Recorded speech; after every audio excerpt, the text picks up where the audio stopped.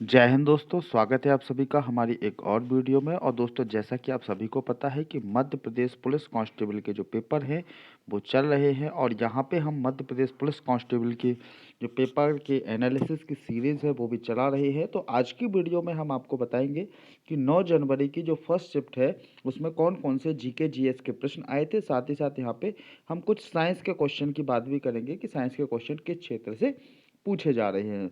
तो वीडियो को पूरा देखिए और आप अपने आने वाले एग्ज़ाम के लिए अच्छे से तैयारी कर सकते हैं। तो सबसे पहला जो क्वेश्चन पूछा गया था वो ये पूछा गया था कि एशिया की सबसे मोटी, यहाँ पे दोस्तों मोती नहीं है, मोटी कोयले की पटल मध्य प्रदेश के किस जिले में मिलती है। तो ये मिलती है दोस्तों सिंगरौली में, और ये वहाँ की फ़ोटो है। तो देखिए यहाँ से लेकर ये कोयले की इतनी मोटी परत जो है वो देखने को मिलती है। तो एशिया की सबसे ज़्यादा मोटी पटल जो देखने को मिलती है वो आपके मध्य प्रदेश के सिंगरौली में देखने को मिलती है। फिर इसके बाद अगला क्वेश्चन था वो ये था कि हीरा भूमिया का मेला कहाँ लगता है। तो दोस्तों यहाँ पे हीरा भूमियों का मेला ग्वालियर में लगता है, और बाबा हीरामन के याद में लगाया जाता है। यहाँ पे आपको एक चीज़ याद रखनी है कि जितने भी मध्य प्रदेश के मेले हैं उनको से अच्छे से पढ़ लीजिए, क्योंकि एक ना एक मेला पूछा जा रहा है या फिर आयोजन पूछा जा रहा है। फिर अगला क्वेश्चन जो था वो था मध्य प्रदेश की किस कलाकृति को ताजमहल की नकल के रूप में देखा जाता है। तो ये देखा जाता है होशंग शाह के मकबरा को। इसके बाद फिर जो अगला क्वेश्चन पूछा था वो ये पूछा था भारत भवन में आधुनिक तथा आदिवासी लोक कला केंद्र को किस नाम से जाना जाता है। तो यहाँ पे दोस्तों इसको जाना जाता है रूपंकर के नाम से। और इसके अलावा और भी बहुत सारे प्रोग्राम होते रहते हैं यहाँ पे भारत भवन में। तो यहाँ पे हम आपको बताते हैं कि रंगमंडल नाट्य प्रभाग को कहा जाता है, बागर्थ भारतीय कविता केंद्र पुस्तकालय को कहा जाता है, और अनहद शास्त्रीय लोक संगीत के केंद्र को कहा जाता है, और छवि प्रभाग उत्कृष्ट सिनेमा पर केंद्रित होता है। तो ये सारा इसका स्क्रीनशॉट आप ले लीजिए, और ये आपके आने वाले एग्जाम के लिए इम्पोर्टेंट हो सकते हैं। इसके बाद दोस्तों यहाँ पे मध्य प्रदेश रंग उत्सव का आयोजन कहाँ किया गया। तो देखिए भारत भवन से दो क्वेश्चन हो गए हैं। यहाँ पे रंगोत्सव का आयोजन कहाँ किया गया, तो ये किया गया था भारत भवन में। ये जो आप फोटो देख रहे हैं भारत भवन के फ्रंट की है, और यहाँ पे लिखा हुआ है बहुकला, यानी जितने भी कलात्मक प्रोग्राम होते हैं वो ज़्यादातर भारत भवन में होते हैं। और देखिए जैसे यहाँ पे और उत्सव की बात करें तो हरियाणा उत्सव भी भारत भवन में ही होता है, और शेक्सपियर नाट्य भी यहीं पे होता है, और दिनमान समारोह भी यहीं पे होता है, भारत भवन में होता है। तो इसका भी आप स्क्रीनशॉट ले लीजिए। फिर आगे बात करें थॉमस कप का संबंध किससे है। तो दोस्तों जो थॉमस कप का संबंध था वो था बैडमिंटन से, और बैडमिंटन से पुरुष स्पर्धा की, यानी पुरुष खिलाड़ियों की जो प्रतिस्पर्धा है उसको थॉमस कप में लिया जाता है। फिर इसके बाद राष्ट्रमंडल खेलों में भारत ने कब हिस्सा नहीं लिया। तो यहाँ पे दोस्तों राष्ट्रमंडल खेल यानी कॉमनवेल्थ से, देखो पिछले पेपर में जो क्वेश्चन था वो पीटी उषा से रिलेटेड था, और अभी फिर से राष्ट्रमंडल खेल का आ गया। तो कब नहीं लिया था, 1886 में हिस्सा नहीं लिया था। फिर इसके बाद सॉरी दोस्तों यहाँ पे 1886 नहीं होगा, ये आपका 1986 होगा। यहाँ पे 1886 नहीं है, 1986 है। नेक्स्ट इसके बाद धनगरी गजा किस राज्य का लोक नृत्य है। तो धनगरी गजा ये महाराष्ट्र का लोक नृत्य है। इसके बाद अगले क्वेश्चन की बात करें तो अगला क्वेश्चन था मध्य प्रदेश राज्य आयोग निगम की स्थापना कब हुई थी, सॉरी राज्य उद्योग निगम की स्थापना कब हुई थी। तो ये हुई थी 1969 को हुई थी। तो आपको यहाँ पे जितने भी निगम वगैरह हैं उनकी स्थापना याद कर लेनी है। अगर उनकी स्थापना याद करेंगे तो एक ना एक क्वेश्चन आपके पेपर में जरूर मिल जाएगा। फिर आगे बात करें तो अगला क्वेश्चन था जहाज महल कहाँ पर स्थित है। दोस्तों पिछले पेपर में भी यहाँ पे जहाज महल जो स्थित है ये मांडू में है।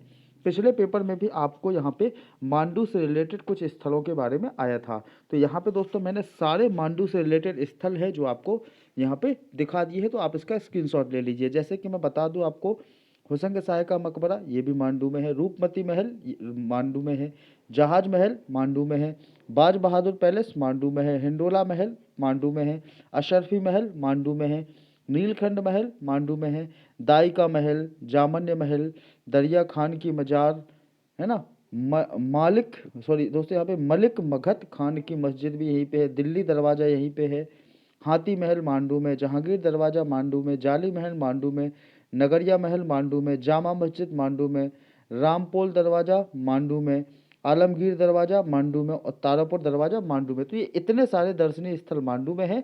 आप इसका स्क्रीनशॉट ले लीजिए और इसको अच्छे से पढ़ के जाइए, हो सकता है आपके एग्जाम में इससे रिलेटेड क्वेश्चन जरूर बने।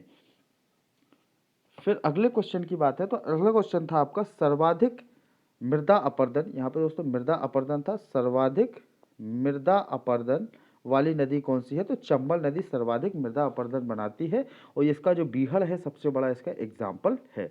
तो बीहड़ कहाँ बनता है? मुरैना में सबसे ज़्यादा बीहड़ है।